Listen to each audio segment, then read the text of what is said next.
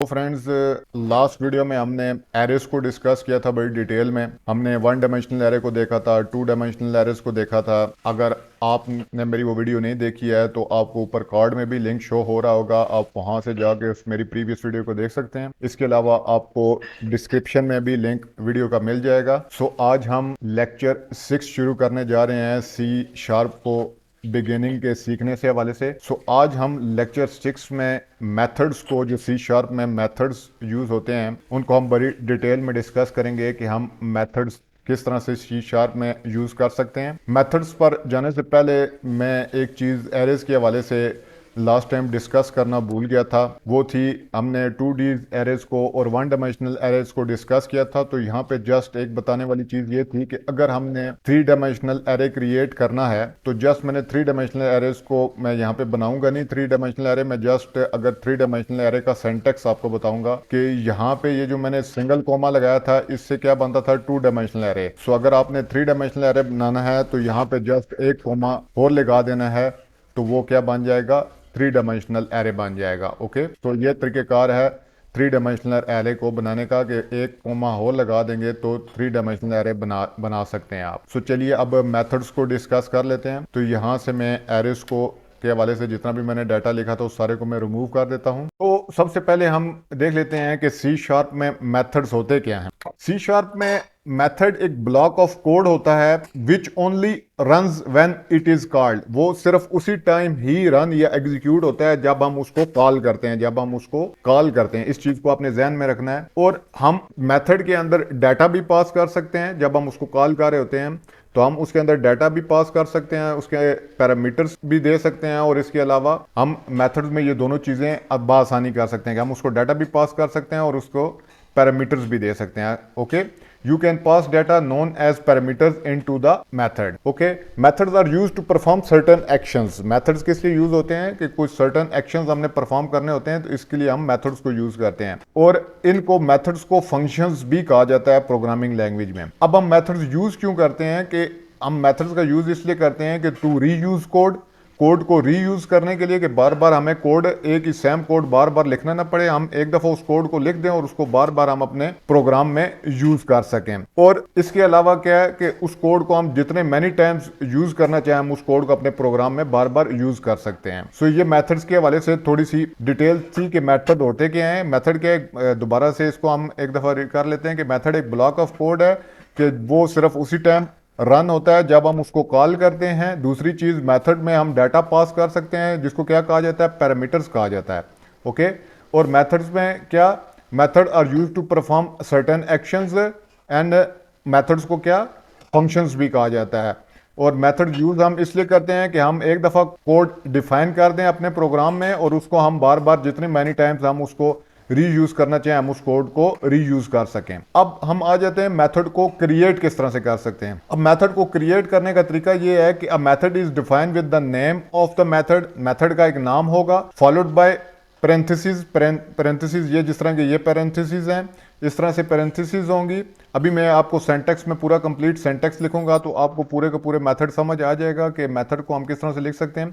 उसके बाद C sharp, जिस तरह सी शार्प है, ये कोई प्री डिफाइंड मेथड्स हमें देती है। जैसे कि ये एक मेन मेथड है, ये आप देख सकते हैं, ये एक मेथड है। सो बिल्कुल सेम सिंटैक्स होता है मेथड का। अगर हम अपना, ये तो प्री डिफाइंड है ना, ये तो सी शार्प का मेथड है। अगर हम अपना मेथड डिफाइन करना चाहें तो बिल्कुल सेम सिंटैक्स होगा। हम क्या करेंगे कि हम स्टैटिक का कीवर्ड यूज करेंगे, उसके बाद रिटर्न टाइप होगी, उसके बाद मेथड का नाम होगा, उसके आगे पैरेंथेसिस होंगी और बीच में उसके पैरामीटर्स होंगे। सो मैं यहाँ पे पहले एक आपको मेथड डिफाइन करके दिखा देता हूँ कि अगर हमने ये जो हमारी क्लास प्रोग्राम है, इसमें अगर हमने कोई मेथड क्रिएट करना है तो वो हम किस तरह से क्रिएट कर सकते हैं। सो उसका सिंटैक्स पर सबसे पहले देख लें। सबसे पहले हमारे पास क्या होगा, जैसे कि ये क्लास प्रोग्राम है, इसके अंदर हम एक मेथड क्रिएट करने जा रहे हैं। तो सबसे पहले हम क्या करेंगे, स्टैटिक का कीवर्ड यूज करेंगे, जिस तरह मैन में स्टैटिक का कीवर्ड यूज हुआ है। उसके बाद हमारे पास वॉइड रिटर्न टाइप आएगी। इसको हम बड़ी डिटेल में भी फर्दर डिस्कस करने वाले हैं कि ये रिटर्न टाइप और स्टैटिक का क्या मकसद है। उसके आगे मेथड का नाम होगा। मेथड का नाम आप अपनी मर्जी से दे सकते हैं। बेहतर ये होता है कि आप मेथड का नाम कैपिटल लेटर से शुरू करें। ओके, सो मैंने क्या अपने मेथड का नाम दिया माय मेथड, आगे पैरेंथेसिस, ये मैं मेथड विदाउट पैरामीटर्स क्रिएट कर रहा हूं। उसके आगे हमारे पास क्या आ जाती हैं, करली ब्रैकेट्स आ जाती हैं। तो ये पूरे का पूरा सिंटैक्स है मेथड का। स्टैटिक कीवर्ड, उसके आगे void return type, my method method का नाम, उसके आगे पैरेंथेसिस। अभी मैं ये विदाउट पैरामीटर्स का मेथड क्रिएट कर रहा हूं क्योंकि ये सिंटैक्स फिलहाल हमने समझना है। इसके बाद हम पैरामीटर्स वाले मेथड्स को भी डिस्कस करेंगे। ये सारी चीजें हम आगे डिस्कस करने वाले हैं। इसके अंदर क्या होता है, ये जो ब्लॉक होता है इसके अंदर हम कोड रखते हैं। वो कोड टू बी एग्जीक्यूटेड, ये कोड तब एग्जीक्यूट होगा जब हम मेथड को कॉल करेंगे। ओके, तो यहाँ पे हमारे पास क्या है कि माई मेथड मेथड का नाम है, my method is the name of the method. Static means that the method, अब स्टैटिक का क्या मतलब है, that the method belongs to the program class, ये इस क्लास से बिलोंग करता है। स्टैटिक का कीवर्ड लगाने का मकसद क्या है कि ये इस प्रोग्राम क्लास से बिलोंग करता है। And not an object of the program class, ये इस क्लास का ऑब्जेक्ट नहीं है बल्कि क्या है, ये इस प्रोग्राम क्लास से बिलोंग करता है और ये इस क्लास का ऑब्जेक्ट नहीं है बल्कि क्या है, मेथड है। हम ऑब्जेक्ट्स के बारे में जब हम क्लासेस को डिस्कस करेंगे तो हम ऑब्जेक्ट्स, क्लासेस के ऑब्जेक्ट्स क्या होते हैं उनको हम बड़ी डिटेल में डिस्कस करेंगे और उनको हम ऑब्जेक्ट्स को किस तरह से learn more about objects and how to access method, हम देखेंगे कि हम मेथड्स को किस तरह से एक्सेस कर सकते हैं क्लास के ऑब्जेक्ट्स के जरिए से। ओके, सो हम इसको जब हम क्लासेस को डिस्कस करने लगेंगे तो हम ऑब्जेक्ट्स के बारे में बड़ी डिटेल में डिस्कस करेंगे। फिलहाल हमें यही पता होना चाहिए कि ये क्या है, स्टैटिक कीवर्ड लगाने का मकसद क्या है कि ये प्रोग्राम क्लास का मेथड है, ना कि प्रोग्राम क्लास का ऑब्जेक्ट है। ओके, और इसके आगे हमारे पास क्या है, वाइड है, वाइड रिटर्न टाइप है कि वाइड जब हम क्या कीवर्ड यूज करेंगे तो इसका मतलब है कि मेथड कुछ भी रिटर्न नहीं कर रहा है। अभी थोड़ी देर में हम देखेंगे कि हम रिटर्न टाइप का क्या मकसद होता है, रिटर्न टाइप का क्या मतलब है, अभी थोड़ी देर में। फिलहाल सिंटैक्स आप समझ लें। अब मैंने जैसे कि आपको बताया है कि सी शार्प में गुड प्रैक्टिस यही है कि आप मेथड का जो नेम है उसको अपर केस लेटर से स्टार्ट करें। ठीक है, जब हम मेथड को नेमिंग कर रहे हो ये ज़्यादा इजी रहता है और मोर रीडेबल होता है। ओके, और इजी टू रीड होता है। अब हमारे पास आ गया कि मैं बार बार कह रहा हूं कि मेथड को जब हम कॉल करेंगे तो मेथड एग्जीक्यूट होगा, तभी उसके अंदर जो ब्लॉक ऑफ कोड है वो एग्जीक्यूट होगा। तो अब हम देख लेते हैं कि हम कॉल अ मेथड, हम मेथड को कॉल किस तरह से कर सकते हैं। टू कॉल एग्जीक्यूट, अगर हमने कॉल करना है या एग्जीक्यूट करना है मेथड को तो हम क्या करेंगे, मेथड का नाम लिखेंगे followed by parenthesis and a semicolon. हम मेथड का नाम लेंगे, जहां पे हम उसको कॉल करना चाह रहे होंगे वहां पे हम मेथड का नेम लेंगे, उसके आगे ये जो पैरेंथेसिस हैं ये लेंगे और आगे सेमीकोलन, तो हम मेथड को कॉल कर लेंगे। अभी मैं ये एग्जांपल के थ्रू अभी मैं कॉल करता हूं मेथड को। इस मेथड में पहले मैं कुछ कोड लिख लेता हूं। ये मेरा मेथड है। इस मेथड को आप, ये मैंने मैन मेथड के नीचे लिखा है, इसका कोई मसला नहीं है। आप इसको मैन मेथड के ऊपर वाली साइड पे भी लिख सकते हैं और उसके बाद आप मैन मेथड लिख सकते हैं। सो मैं अगर यहाँ पे लिखना चाहूँ इस मेरे मेथड को तो मैं यहाँ पर भी इसको लिख सकता हूँ, यहाँ पे कोई इशू नहीं है। सो मैं इसको यहाँ पे पेस्ट कर देता हूँ। तो माई मेथड मैंने ऊपर वाली साइड पे मैन मेथड से ऊपर इसको डिफाइन कर दिया है। अब मैं इसमें कोड लिख लेता हूं जो कि एग्जीक्यूट होगा। तो मैं क्या कर देता हूं, कंसोल पे कुछ राइट कर लेता हूं ताकि जब ये मेथड कॉल हो तो कंसोल पे हमारे पास कुछ ना कुछ लिखा जाए। सो मैं जस्ट यहाँ पे लिख देता हूं I just get executed. Okay, so अब इस मेथड को मैं कॉल करने लगा हूं अपने मेन, जो हमारा मेन फंक्शन है उसमें मैं इस मेथड को कॉल करने लगा।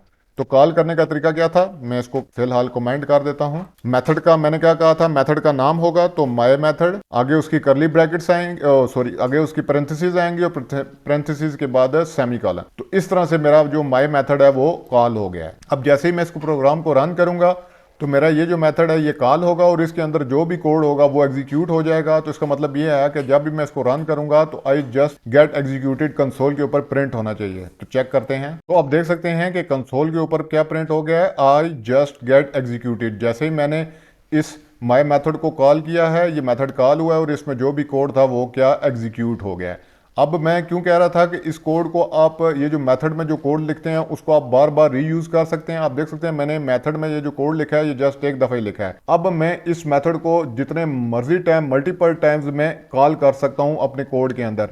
तो यहाँ पे मैं इसको मल्टीपल टाइम अगर कॉल करना चाहूँ तो मैं इसी मेथड को 2 दफा और डुप्लीकेट कर देता हूँ। तो ये जितने मर्जी टाइम में है ये एग्जीक्यूट होगा। तो मैंने 2 दफा और इस मेथड को कॉल किया तो 2 दफा और ये जो मेरा कोड है ये एग्जीक्यूट होगा। तो मैं क्या करता हूँ, इसको स्टार्ट कर लेता हूँ। तो आप देख सकते हैं कि मेरा मेथड 2 दफ़ा और कॉल हुआ है और मेरा 3 दफ़ा कंसोल के ऊपर आई जस्ट गेट एग्जीक्यूटेड, मेरा ये जो कोड है ये बार बार रीयूज हो रहा है। सो उम्मीद है इस चीज की आपको समझ आ गई होगी कि मेथड को आप किस तरह से कॉल कर सकते हैं। ओके, सो अब हम बात कर लेते हैं, ये जो मेथड है, ये जो मैंने मेथड डिफाइन किया है, अब इस मेथड में आप देख सकते हैं कि इस मेथड में पैरेंथेसिस में किसी भी किस्म की कोई वैल्यू हमने पास नहीं की थी। अब हम क्या करते हैं कि वो मेथड्स डिस्कस कर लेते हैं जिसमें मैं मेथड्स में अभी मैंने जब हम मेथड्स को देखने जा रहे थे तो मैंने पैरामीटर्स की बात की थी। सो अब हम पैरामीटर्स और आर्गुमेंट्स की बात कर लेते हैं कि जो मेथड में पैरामीटर्स और आर्गुमेंट्स क्या चीज होते हैं। अब जब हम किसी भी मेथड को मैंने डिस्कस किया था कि जब हमने उसको डाटा पास करना होता है मेथड को, तो वो हमने पैरामीटर्स की फॉर्म में उसको पास करना होता है। So information can be pass to a method as parameter. So parameter क्या करते हैं, act has variable inside the method, method के अंदर वो एज अ वेरिएबल के तौर पे काम करते हैं। So they are specified after the method name. ये जो पैरेंथेसिस हैं, पैरेंथेसिस के अंदर इनसाइड द पैरेंथेसिस हम क्या करते हैं, हम स्पेसिफाई करते हैं मेथड्स के पैरामीटर्स को।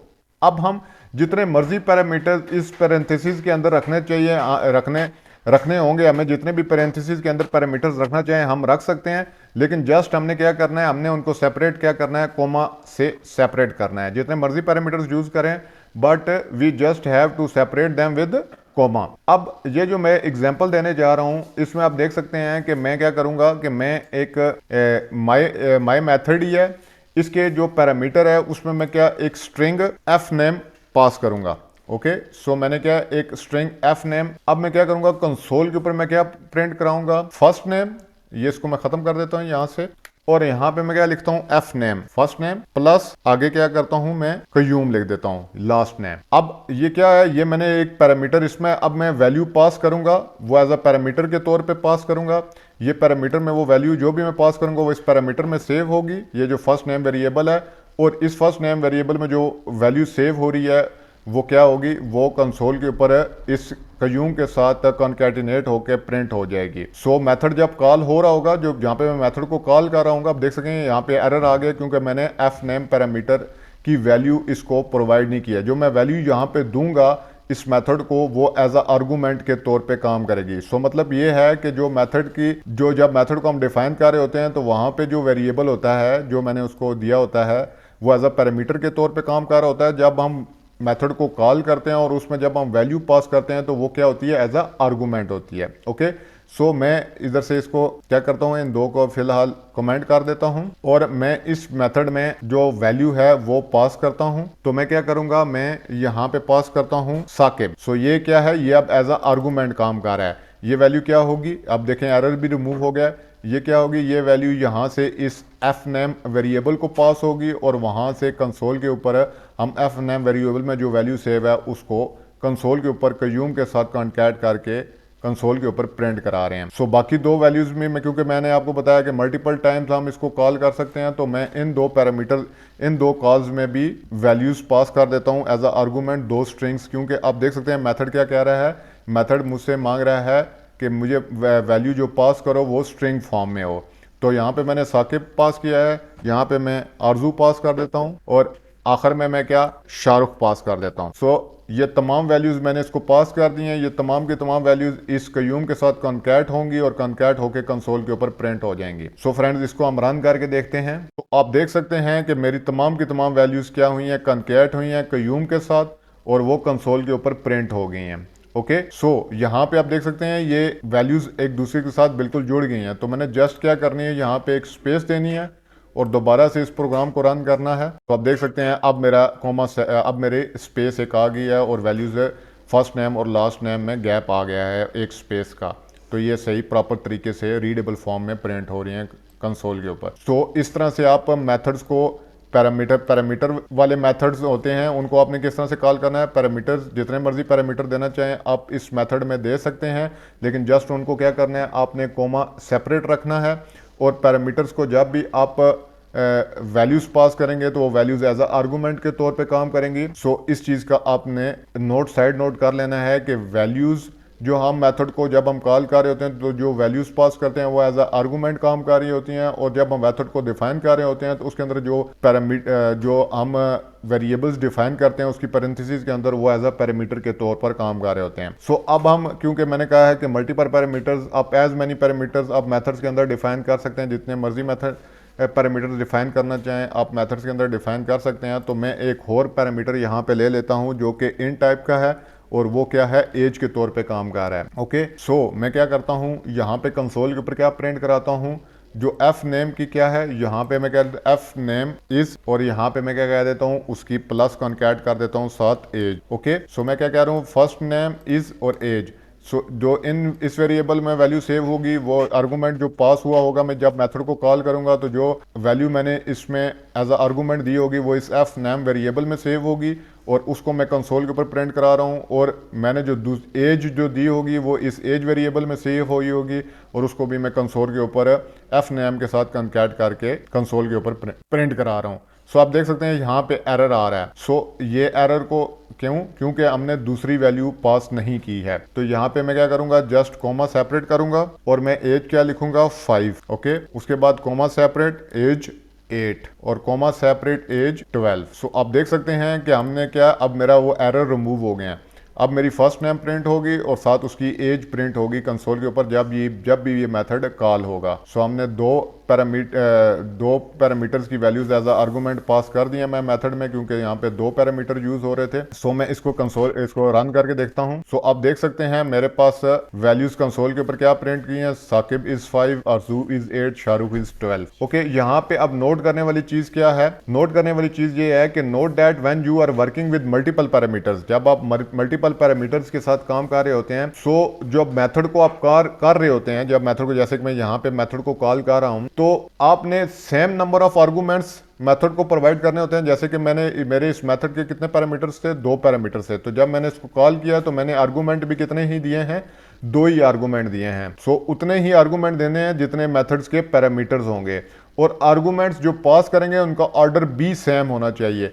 मतलब फर्स्ट नेम स्ट्रिंग थी, तो फर्स्ट नेम को मैंने स्ट्रिंग को पहले नंबर पे पास करना है एज आर्गूमेंट, और जो वैल्यू है स्ट्रिंग वैल्यू उसको मैंने पहले नंबर पे पास करना है। उसके बाद एज सेकंड पैरामीटर था, तो यहाँ पे मैंने जो इंट वैल्यू है, जो एज है, वो सेकंड आर्गूमेंट के तौर पे मैं इसको पास कर रहा हूँ। तो दो चीज़ों का आपने ध्यान रखना है कि जब आप मल्टीपल पैरामीटर्स के मेथड को कॉल कर रहे होंगे तो एक आपने उतने ही नंबर ऑफ आर्गूमेंट्स प्रोवाइड करने हैं जितने उस मेथड के पैरामीटर्स हैं, और दूसरा उनका ऑर्डर आपने वही रखना है जिस ऑर्डर में पैरामीटर्स मेथड के डिफाइन हुए हैं।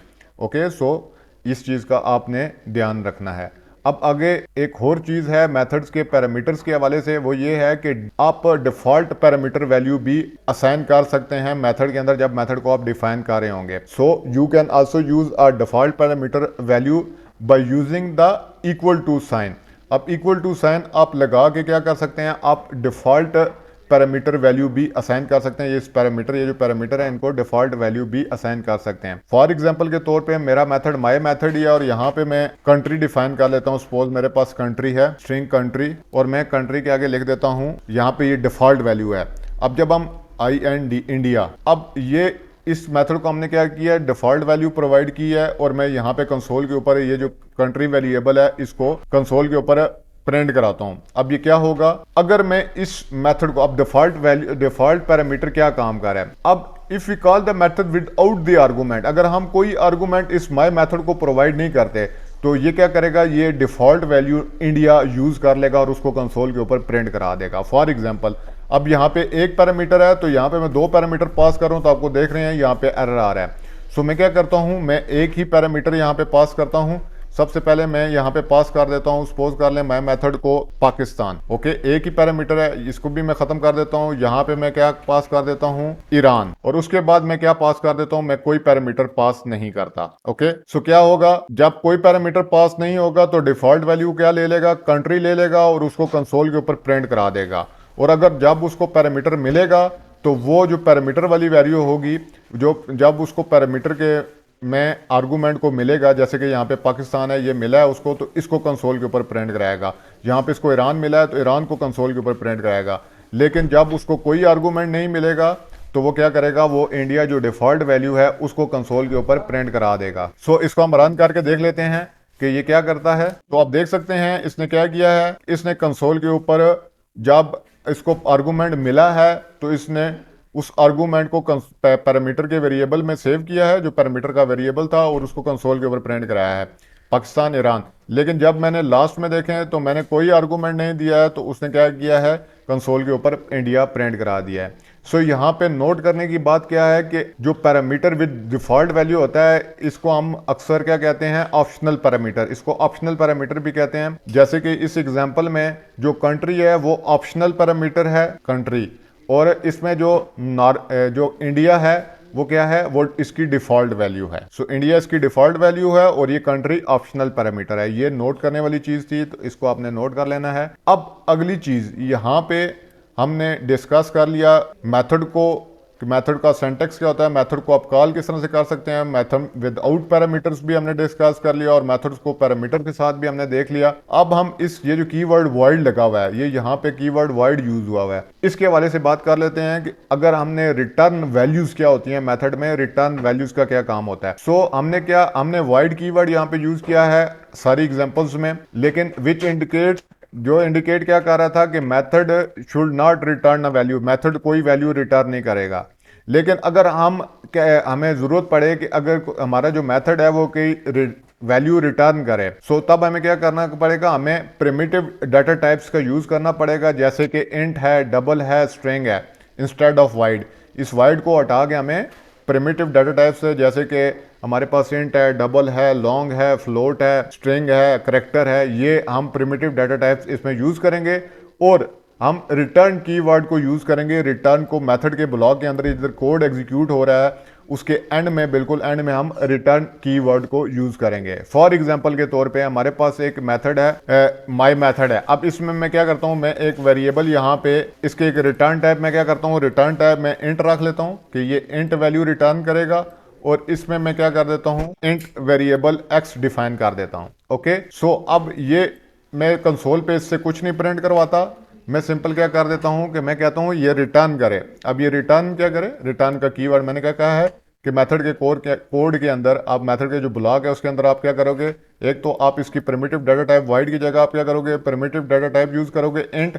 इसका मतलब ये है कि ये कोई ना कोई वैल्यू रिटर्न करेगा जो कि क्या होगी, इंट टाइप की वैल्यू होगी। अगर यहाँ पे डबल लगा होगा तो इसका मतलब क्या होगा कि ये डबल टाइप की वैल्यू रिटर्न करेगा, और अगर इसमें स्ट्रिंग लगा होगा तो ये स्ट्रिंग टाइप की वैल्यू रिटर्न करेगा। अगर करेक्टर लगा होगा तो ये करेक्टर टाइप की वैल्यू रिटर्न करेगा। अगर लॉन्ग होगा तो लॉन्ग की, और इसी तरह अगर फ्लोट होगा तो फ्लोट टाइप की वैल्यू रिटर्न करेगा। इस चीज को आपने ध्यान में रखना है। सो अब रिटर्न में से क्या करना चाहता हूं, मैं कहता हूं 5 में प्लस कर दे, ये क्या, जो एक्स में वैल्यू हम पास करेंगे, जो वैल्यू हम एक्स में पास करेंगे उसको क्या करे, उसको रिटर्न कर दे जहां से ये मेथड कॉल हो रहा है। जहां पे ये मेथड कॉल हो रहा है वहां पे क्या करे, एक्स में जो वैल्यू कॉल के टाइम जो आर्गुमेंट हमने दिया है इसको, वो कोई ना कोई इंटीजर टाइप की वैल्यू होगी, वो हमने एक्स में पास किया है, तो वो वैल्यू में 5 प्लस होगा, और उसके बाद वो क्या होगा, वो वैल्यू, फॉर एग्जांपल के तौर पे हमने एक्स को वैल्यू असाइन किया 3, तो 3 में 5 प्लस होगा 8 वैल्यू जहां पे मेथड कॉल होगा वो वहां पे वो 8 वैल्यू रिटर्न कर देगा। फॉर एग्जांपल के तौर पे मैं क्या करता हूं, मैं इन दो को कमेंट कर देता हूं, और यहां पे मैं क्या करता हूं, इस मेथड को कॉल कर लेता हूं। इस मेथड को कॉल किस तरह से करूंगा, ये मेथड को मैं क्या करूंगा, मेथड में वैल्यू मैंने क्या कहा है, मैंने 3 पास कर दी। अब इसी मेथड की जो वैल्यू है उसको मैं कंसोल के ऊपर प्रिंट करना चाहता हूं, तो मैं क्या करूंगा, कंसोल डॉट राइट लाइन, और कंसोल के ऊपर मैं क्या करूंगा, माय मेथड को पास कर दूंगा। ओके, सो माय मेथड के अंदर मैंने क्या वैल्यू पास कर दी, यहाँ पे मैं कह रहा था माय मेथड के अंदर 3 वैल्यू पास की, लेकिन मैं क्या कहता हूँ, मैं माई मेथड के अंदर 4 वैल्यू पास कर देता हूँ। जो मर्जी वैल्यू आप पास करना चाहें वो जस्ट उसमें 5 ऐड होगा, और यहाँ पे वो जहां से मेथड कॉल हो रहा है, ये देखें मेथड यहां से कॉल हो रहा था, तो वो क्या करेगा, यहां से जहां से कॉल हुआ है वो वैल्यू उसने अपने जो आर्गूमेंट हमने दिया है वो आर्गूमेंट हमारा उस मेथड में गया, उस आर्गूमेंट में वो क्या हुआ है कि वो इस एक्स वेरिएबल में वो वैल्यू सेव होगी 4 प्लस 5 हुआ 9 वैल्यू आई, 9 वैल्यू इसने यहाँ पे रिटर्न कर दी, और कंसोल के ऊपर हमारे पास 9 प्रिंट हो गया। सो देख लेते हैं हमारा कोड क्या करता है। तो अब देख सकते हैं हमारे मेथड ने कंसोल के ऊपर क्या प्रिंट कर दिया है, 9 प्रिंट कर दिया है। सो हम क्या कर सकते हैं, हम मेथड के जरिए सम ऑफ 2 पैरामीटर्स, अगर हम 2 पैरामीटर इस मेथड के अगर मल्टीपल पैरामीटर्स को यूज करें तो हम दो पैरामीटर्स का जो मेथड में हम दो पैरामीटर्स यूज कर रहे होंगे उन दोनों का सम भी हम रिटर्न कर सकते हैं। फॉर एग्जांपल के तौर पे मेरे पास ये इंट x एक पैरामीटर था और एक और मैं पैरामीटर ले लेता हूं इंट y। सो ये क्या करेगा, अब मैं क्या करता हूं x प्लस वाई कर दो। सो हम क्या करते हैं x में प्लस कर दो y को। सो x में जैसे ही हम y को प्लस करेंगे अब क्या होगा, मैं यहाँ पे दो वैल्यूज प्रोवाइड करूंगा। मैं कर देता हूं यहाँ पे 5 और 3, ये दो वैल्यूज मैंने क्या कर दी, मेथड को पास कर दी। अब जहां से मेथड कॉल हुआ, ये यहां से मेथड कॉल हुआ और हमने दो आर्गुमेंट्स उसको सप्लाई किए मेथड को।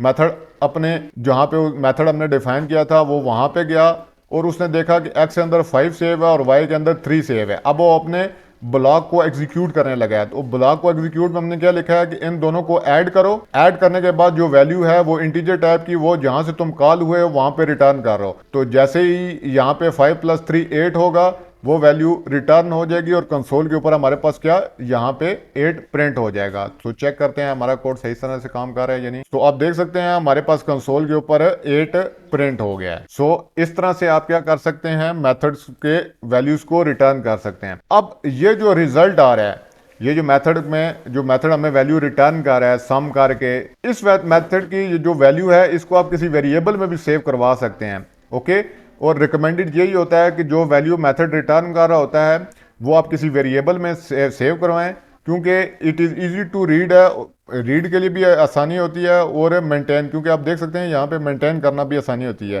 क्योंकि आप यहाँ पे आप कोई समझ नहीं आ रही तो ये हमें ईजिली हमारे लिए रीडेबल नहीं है। तो हम क्या करते हैं, हम यहाँ पे इसी मेथड को यहाँ से बाहर निकालते हैं और ये जो वैल्यू रिटर्न कर रहा है हम किसी वेरिएबल में, सपोज कर लें हम इंट z वेरिएबल ले लेते हैं और उसमें इस वैल्यू को क्या कर देते हैं, सेव करवा देते हैं। ओके, और इस जो z, अब हम इस z को क्या करते हैं, कंसोल के ऊपर प्रिंट करा के देख लेते हैं। तो हमारे पास रिजल्ट दोबारा से क्या आएगा, 8 ही रिजल्ट आएगा। ओके, सो अब देख सकते हैं कि हमारे पास मोर रीडेबल यही तरीकाकार है और रिकमेंडेड तरीकाकार भी ये है कि जो मेथड वैल्यू रिटर्न कर रहा है उसको आप क्या करें कि उसको आप किसी वेरिएबल में सेव कराएं, क्योंकि ये इजी टू मेंटेन है और इजी टू रीड है। ओके, अब हम एक और चीज की बात कर लेते हैं कि इस नेम्ड आर्गुमेंट्स की। नेम आर्गुमेंट्स बहुत बेनिफिशियल हैं मेथड्स के हवाले से, क्योंकि नेम्ड आर्गुमेंट्स, जैसे कि मैंने पहले आपको कहा था कि मेथड में एक दो चीज़ों का आपने ध्यान रखना है। एक ये कि जितने नंबर ऑफ पैरामीटर्स हैं मेथड्स के उतने ही आर्गुमेंट्स आपने पास करने हैं, और दूसरी चीज़ जो मैंने कही थी कि आपने उसी ऑर्डर में पास करने हैं जिस ऑर्डर में वो पैरामीटर्स माय मेथड के डिफाइन है। लेकिन जब आप नेम्ड आर्गुमेंट्स को यूज करते हैं तो आप को ये जो परेशानी है कि उसी सीक्वेंस में मेथड्स के पैरामीटर्स को वैल्यूज प्रोवाइड करें जिस सीक्वेंस में मेथड्स के पैरामीटर यहाँ से आ रहे हैं, वो आपको परेशानी खत्म हो जाती है। आप जिस तरह मर्जी से पैरामीटर्स को आर्गुमेंट्स पास करें उसमें कोई एरर नहीं आएगा, क्योंकि आप किस तरह से आपकी वैल्यू सिंटैक्स, आपका एक की बन जाती है और एक आपकी वैल्यू, उसके आगे जो वैल्यू है, ये जो मेथड है इसका ये जो वेरिएबल का नाम है, जो पैरामीटर का नाम है, वो क्या बन जाता है, की बन जाता है और नेम्ड आर्गुमेंट्स में, और उसके आगे जो भी वैल्यू होती है वो एज अ वैल्यू के तौर पे काम कर रही होती है। Okay, so it is possible to send arguments with the key value syntax. अच्छा, that way the order of the arguments does not matter. अभी मैं यहाँ पे लिखता हूँ और आपको ज़्यादा बेहतर तरीके से क्लियर हो जाएगा। सपोज कर लें मेरे पास यही माई मेथड है और इसमें मैं 3 स्ट्रिंग्स डिफाइन कर देता हूँ, 3 स्ट्रिंग टाइप के पैरामीटर्स डिफाइन कर देता हूँ। तो मैं सपोज कर लें स्ट्रिंग हमारे पास क्या है, चाइल्ड 1 है, इस तरह स्ट्रिंग हमारे पास क्या है, चाइल्ड 2 है, और इसी तरह से हमारे पास एक और पैरामीटर है स्ट्रिंग चाइल्ड 3। सो हमारे पास ये 3 पैरामीटर्स हैं जो इस मेथड के हैं। अब हम कंसोल के ऊपर क्या प्रिंट कराना चाह रहे हैं, ये अब यहाँ पे मेथड की टाइप को मैं दोबारा से वाइड कर देता हूँ, ये कोई वैल्यू रिटर्न नहीं करेगा। सो मैं क्या करता हूँ, ये नेम्ड, अब मैं नेम्ड क्या करने लगूँ, नेम्ड पैरामीटर्स को यूज करने लगा हूं। सो यहाँ पे मैं कंसोल के ऊपर प्रिंट क्या कराता हूँ, कंसोल डॉट राइट लाइन करता हूँ। अब कंसोल पे मैं राइट लाइन क्या करता हूँ, द यंगेस्ट चाइल्ड इज। अब मैं यंगेस्ट चाइल्ड इसमें से प्रिंट करने लगा हूँ। अब मेरे जो चाइल्ड 3 है उसको मैं कंसोल के ऊपर जो प्रिंट कराता हूँ। अब बारी आ जाती है कि मैं नेम्ड आर्गुमेंट्स को किस तरह से, जब मैं मेथड को कॉल कर रहा हूँ तो मैं नेम्ड आर्गुमेंट्स को किस तरह से यूज करूंगा। ओके, सो मैं यहाँ से इसको खत्म कर देता हूँ, इस सारे को खत्म कर देता हूँ। नेम्ड आर्गुमेंट्स को जरा क्लियर फॉर्म में लिखता हूँ ताकि आपको समझ आ जाए। माई मेथड का नाम आ गया, उसके आगे अब नेम्ड मैं नेम्ड लिखने लगा हूँ। नेम्ड किस तरह से मैं लिखूंगा, मैं लिखूंगा चाइल्ड 3, ये की के तौर पे काम करेगा, इसके आगे 2 कॉलन। ओके, सो नेम्ड आर्गूमेंट्स आपने इस तरह से पास करने हैं। चाइल्ड 3, अब देखें मैंने सीक्वेंस का मैंने ध्यान रख लिया, मैं चाइल्ड 3 को सबसे पहले पास कर रहा हूं। इसके आगे इसकी वैल्यू सपोज कर लें, मैं लिख देता हूं आरजू। Okay, comma. अब मैं क्या कर लेता हूं, मैं चाइल्ड जो पहले वाला आर्गूमेंट है, जो पहले वाला पैरामीटर है, उसको यहाँ पे पास कर दे, यहाँ पे वैल्यूज प्रोवाइड करता हूँ आर्गूमेंट। सो चाइल्ड 1 आगे कॉलन और साकिब, और इसके बाद लास्ट पैरामीटर मेरे पास क्या रह गया था, चाइल्ड 2, और उसकी वैल्यू मैं क्या पास कर देता हूँ, सपोज कर ले मैं साकिब पास कर देता हूँ, शाहरुख पास कर दे। सो यहाँ पे आप देख सकते हैं अब ये की वैल्यू पेयर्स बन गए हैं, ये एज अ की के तौर पे काम कर रहा है। ये जो हमारे पास पैरामीटर के जो नाम था वो की के तौर पे काम कर रहा है, और इसके आगे जो हमने जो भी स्ट्रिंग दी है, क्योंकि ये स्ट्रिंग टाइप की वैल्यू मेरे से मांग रहा था, तो वो क्या है, एज अ वैल्यू के तौर पे काम कर रहा है। सो इस तरह से आप नेम्ड आर्गूमेंट्स को यूज कर सकते हैं, और इसके वजह से आपको जो सीक्वेंस है, जिस सीक्वेंस में आर्गूमेंट्स पैरामीटर्स डिफाइन है, उसी सीक्वेंस में आपको आर्गूमेंट्स देने की जरूरत नहीं होगी, परेशानी नहीं होगी, जिस तरह मर्जी आप आर्गूमेंट्स दें आप देख सकते हैं। सो इसको मैं रन करके देख लेता हूं, और मेरे पास रन क्या होना चाहिए,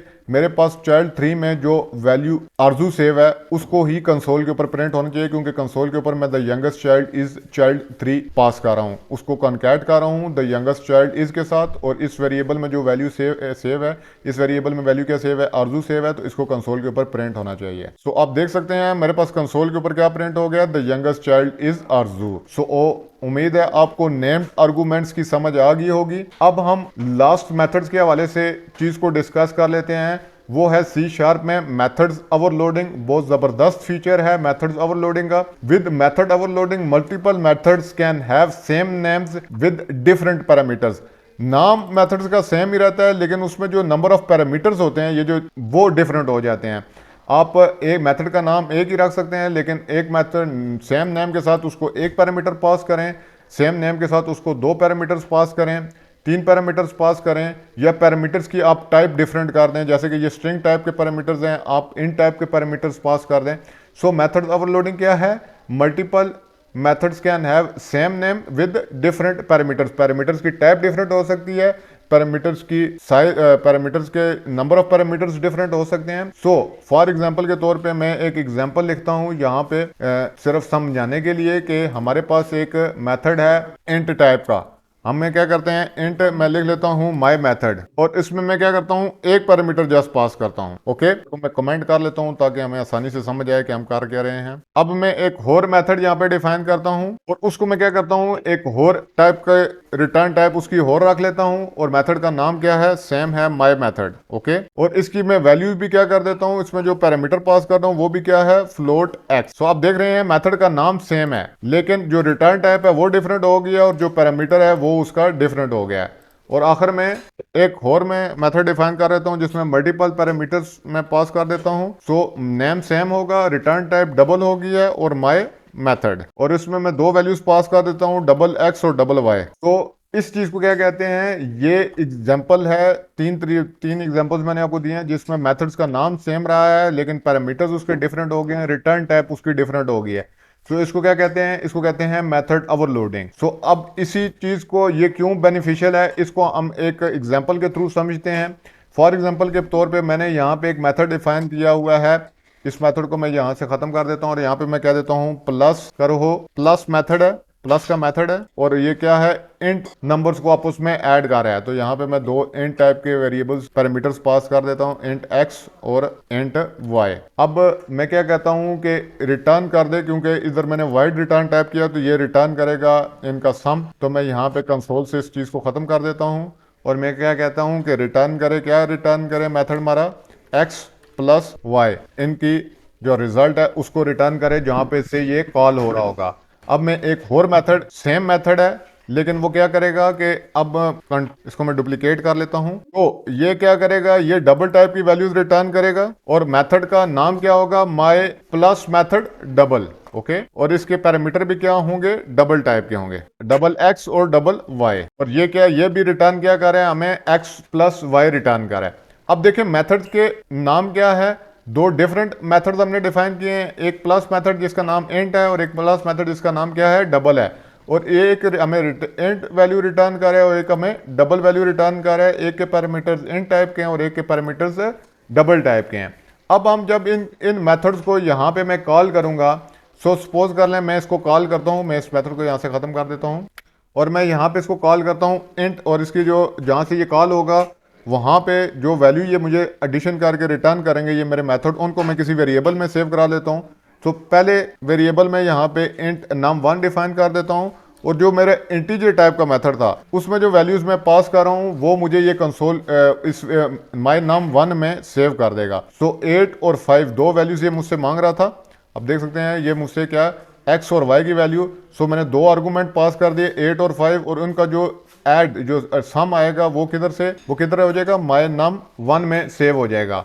और अब मैं क्या करता हूँ, एक और डबल नम जो दूसरे मेथड के लिए मैं एक वेरिएबल ले लेता हूँ, जो वो वैल्यू रिटर्न करेगा उसको मैं my num2 में सेव करवा दूंगा। Okay, so plus method double, और उसमें मैं क्या कहता हूँ 4.3, तो इसको मैं वैल्यूज क्या पास कर देता हूँ 4.3 और 6.26। सो ये डबल टाइप की वैल्यूज हैं, फ्लोटिंग डेसिमल पॉइंट वैल्यूज हैं। सो मैंने ये क्या किए हैं, क्योंकि ये मुझसे आर्गूमेंट मैंने इसको क्या करने थे, क्योंकि इसके पैरामीटर्स क्या थे, डबल टाइप के थे, तो इसलिए मुझे आर्गूमेंट्स भी यहाँ पे डबल टाइप के ही पास करने थे। और ये मुझे रिटर्न क्या करेगा, ये मुझे डबल टाइप की वैल्यू रिटर्न करेगा, जो कि मैं इस डबल वेरिएबल में सेव करवा रहा हूँ। आप देख सकते हैं इनका जो सम आएगा वो भी डबल टाइप में आएगा, और यहाँ पे मैंने रिटर्न टाइप भी डबल ही यूज़ किया है। अब मैं क्या करता हूँ, इनके ये जो वैल्यूज़ हैं, ये जो my num1 में और my num2 में जो वैल्यूज़ हैं उनको कंसोल के ऊपर प्रिंट कराता हूँ।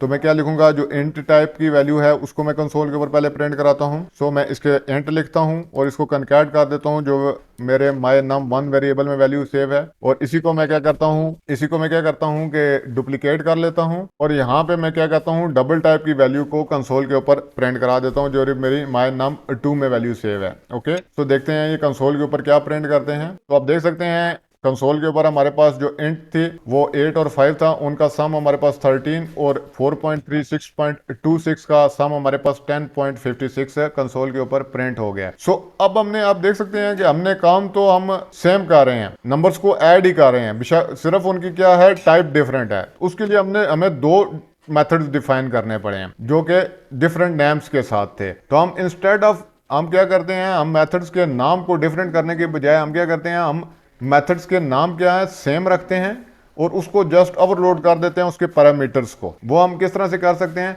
फॉर एग्जांपल के तौर पे हम मेथड का नाम सेम ही रखते हैं, प्लस मेथड, यहाँ से हम इंट को खत्म कर देते हैं। अब ये हमारा क्या है, ये मेथड हमारा क्या करेगा, हमें इंटीजर टाइप की वैल्यू रिटर्न करेगा, और यहाँ पे भी क्या कह देते हैं, ये डबल यहाँ से हटा देते हैं और हम मेथड का नाम क्या रख देते हैं, प्लस मेथड। तो आप देख सकते हैं अब ये मेथड क्या है, हमारा ओवरलोडिंग है। मेथड ओवरलोडिंग इस तरह से होती है कि हमारे पास मेथड का नाम सेम रहता है लेकिन उसके पैरामीटर्स डिफरेंट हो जाते हैं, उसकी रिटर्न टाइप डिफरेंट हो जाती है।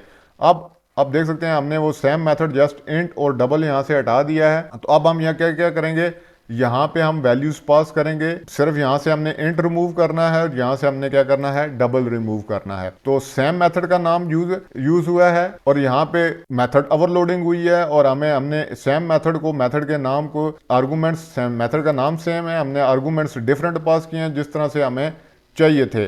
फॉर एग्जांपल के तौर प्लस मेथड, यहाँ पे अगर हमें चाहिए था कि हमने इंटीजर वैल्यूज़ का सम हमें इससे लें प्लस मेथड से, तो वो हमने डिफाइन किया हुआ था कि प्लस मेथड इंटीजर वैल्यूज़ का सम हमें रिटर्न करेगा। तो वो हमने इंटीजर वैल्यूज़ पास की और उसको जो इंटीजर वैल्यू का वो सम करके हमें रिटर्न कर रहे हैं उसको my num1 में सेव करवा रहे हैं। और इसी तरह जो प्लस मेथड था हमारा, उसको हमने क्या कहा था कि डबल वैल्यूज़ का भी हमें सम करके दे, तो डबल वैल्यूज़ का सम भी वो हमें यहाँ से करके उसको हम my num2 में सेव करवा रहे हैं। सो इस तरह से क्या हो रहा है कि हमारे पास सेम मेथड का नाम यूज़ हो रहा है लेकिन उसको हम ओवरलोड कर रहे हैं। सो हम क्या कर रहे हैं, इसको हम एक दफ़ा रन करके देख लेते हैं कि ये भी क्या हमें रिजल्ट सही देता है या नहीं देता है। तो आप देख सकते हैं हमारे रिजल्ट में कोई फ़र्क नहीं आया और हमने मेथड का ओवरलोड भी कर लिया है। सो मल्टीपल मेथड्स क्या हो सकता है, can have the same name हो सकता है मल्टीपल मेथड्स का, एज लॉन्ग एज उनका जो नंबर एंड और type of parameters are different हो। मेथड्स का नाम सेम हो सकता है लेकिन टाइप ऑफ पैरामीटर्स और जो नंबर ऑफ पैरामीटर्स हैं वो डिफरेंट हो, तो हम मेथड को ओवरलोड कर सकते हैं। और सो ये था मेथड्स के हवाले से। उम्मीद है मेथड्स आपको समझ आ गए होंगे कि मेथड्स किस तरह से हम C# में यूज़ कर सकते हैं।